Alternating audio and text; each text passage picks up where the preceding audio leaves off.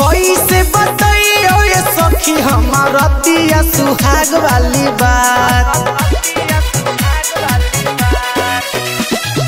कैसे बताइयो ये सखी हमारा दिया सुहाग वाली बात। मिलल बलमुआ पुजारी हम ढोरी में जरा बहुमार। मिलल बलमुआ पुजारी हम ढोरी में जरा बहुमार।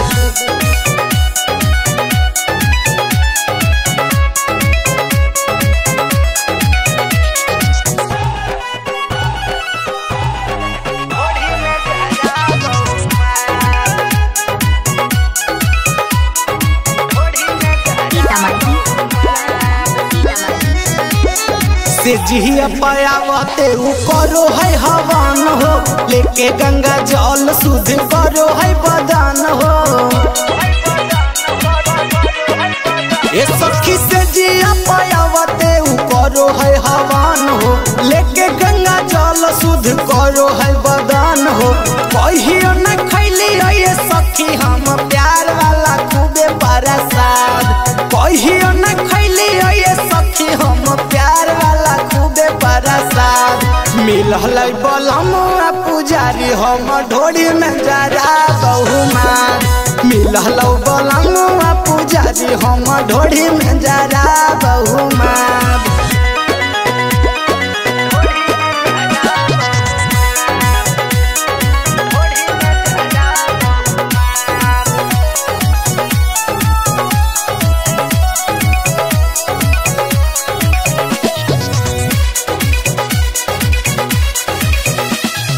हमारो जवानी हो गेलै बर्बाद हो।